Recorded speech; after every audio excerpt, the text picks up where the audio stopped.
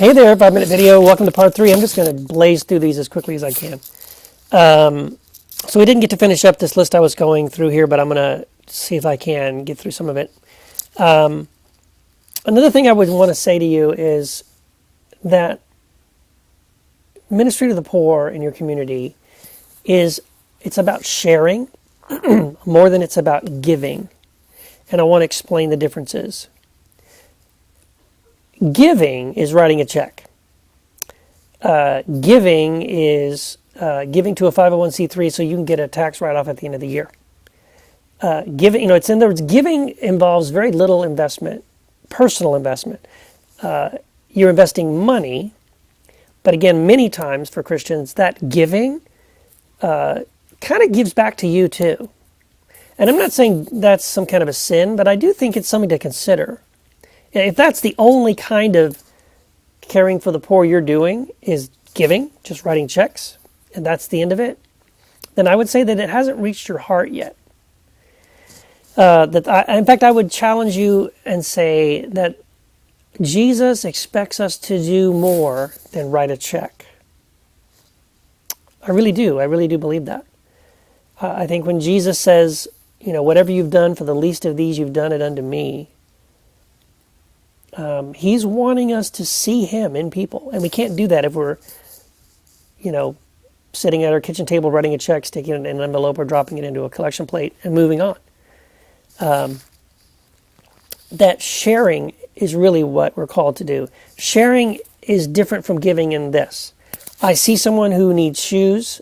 I look down and I realize I have shoes and my shoes are the same size. You know what? Let me give them my shoes. Or I see this person is cold. It's cold outside. I have an extra coat in my closet.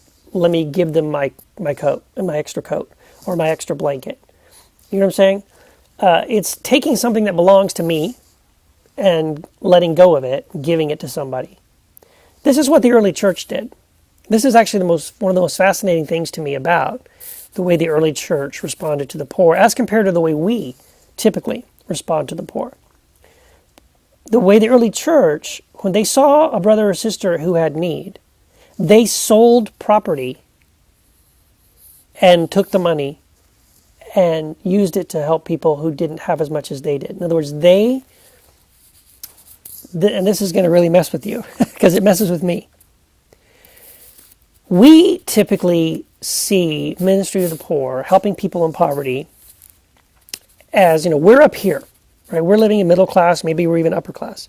And people in poverty are down here. And so we see our ministry to the poor as like, how can we pull them up, help them come up to our level?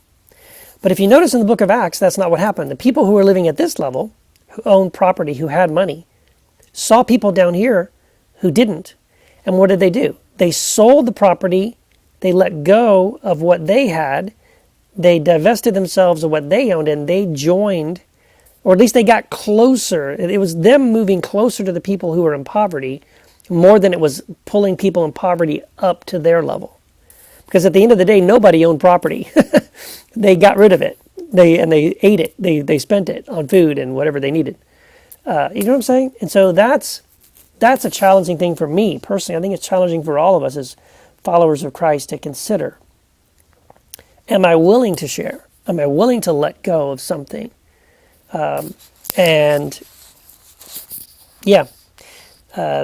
a pretty serious